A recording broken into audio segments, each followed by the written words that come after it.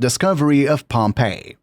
Imagine you're living in a beautiful city in ancient Italy, enjoying the comforts and pleasures of a rich and sophisticated civilization. You have a nice house, a loving family, a successful business, and many friends.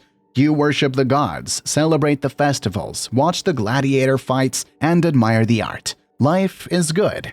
But then, one day, everything changes. A nearby volcano that you thought was harmless erupts with a terrifying force, sending a cloud of ash and gas into the sky. The sun disappears, the earth shakes, the air becomes hot and suffocating. You try to escape, but it's too late. You are buried alive by the volcanic material, along with your city and everything you love. This is what happened to the people of Pompeii in 79 CE when Mount Vesuvius erupted and destroyed their city. But their story doesn't end there. Centuries later, their city was rediscovered by accident and excavated by archaeologists. What they found was a time capsule of an ancient world, preserved by the ash that had killed it.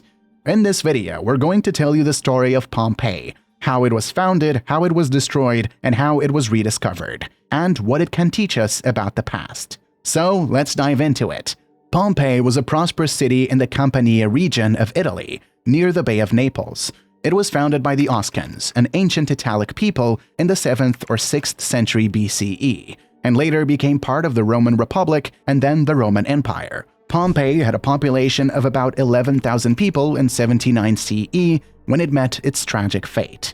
On August 24th of that year, Mount Vesuvius, a nearby volcano that had been dormant for a long time, suddenly erupted with a massive explosion that sent a column of ash and pumice into the sky. The people of Pompeii didn't realize the danger at first, and some even stayed to watch the spectacle. But soon, the ash started to fall on the city, covering everything with a thick layer of gray dust. The next day, August 25th, things got worse. A series of pyroclastic surges, which are fast-moving clouds of hot gas and debris, swept over Pompeii and its neighboring towns, killing anyone who was still alive and destroying buildings and structures. The city was buried under 46 meters or 13 to 20 feet of volcanic material and remained hidden for more than 1,500 years. The first person to stumble upon the ruins of Pompeii was Domenico Fontana, an architect who was working on a water channel in 1599. He noticed some ancient walls and inscriptions, but didn't investigate further. He also covered up some erotic paintings that he found, as they were considered scandalous at the time. The site was forgotten again until 1709, when some workers digging a well in the nearby town of Herculaneum, which was also destroyed by Vesuvius, found some Roman artifacts and buildings. This sparked the interest of archaeologists and treasure hunters, who began to excavate Herculaneum in 1738. In 1748, a Spanish engineer named Roque Joaquín de Alcubierre decided to look for Pompeii as well. He hired workers to dig tunnels and shafts in the area where he thought the city was located, based on ancient maps and records. He soon found walls, streets, museums, and objects that confirmed his suspicions. He also found human remains, preserved by the ash as casts or skeletons. Alcubierre reported his findings to King Charles III of Spain, who was also the King of Naples at the time. The king appointed him as the director of the excavations and gave him permission to take some of the artifacts to his palace. The excavations continued for decades, but they were not very scientific or careful. The main goal was to find valuable or beautiful items, such as statues, paintings, jewelry, or coins, and not to document or preserve the context or the history of the site. Many objects were damaged or lost during the digging or transportation.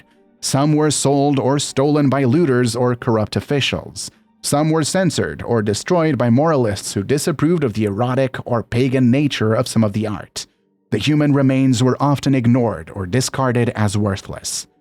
It was not until 1860 that a new approach was adopted by Giuseppe Fiorelli, an Italian archaeologist who became the director of the excavations. He realized that Pompeii was not just a collection of artifacts, but a frozen snapshot of an ancient society that could reveal a lot about its culture and lifestyle. He introduced more rigorous methods and techniques to record and study the site. He also made a groundbreaking discovery. He noticed that some of the cavities in the ash contained human bones and impressions of clothing and flesh. He realized that these were molds left by the bodies that had decayed over time.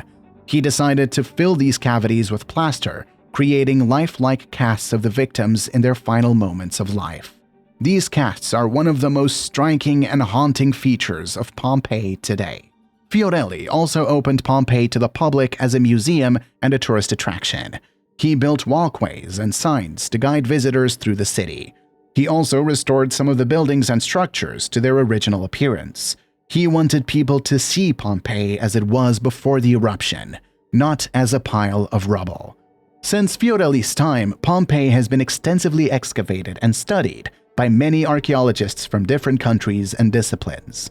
They have uncovered about 2/3 of the city, revealing its public buildings such as the Forum, the temples, the amphitheater, the baths, and the theaters. Its private houses ranging from humble dwellings to luxurious villas, its shops, workshops, taverns, and brothels, and its art such as frescoes, mosaics, sculptures, and graffiti. They've also learned a lot about the daily life, religion, politics, economy, entertainment, food, clothing, hygiene, and language of the Pompeians.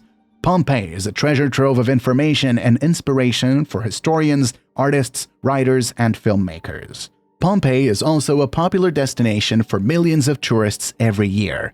They come to see the remains of a city that was once vibrant and prosperous, but was suddenly frozen in time by a natural disaster. They come to marvel at the beauty and sophistication of its art and architecture. They come to empathize with the fate and feelings of its people. Pompeii is a place that connects us with the past in a unique and powerful way. We hope you enjoyed this video and learned something new about Pompeii and its discovery. Pompeii is a fascinating and unique example of how history can be preserved and revealed by nature. It's also a reminder of how fragile and precious life is, and how we should cherish it while we can. If you want to see more videos like this, please subscribe to our channel and hit the bell icon to get notified of our latest uploads. And if you have any questions or comments, feel free to leave them below. We would love to hear from you and answer your queries.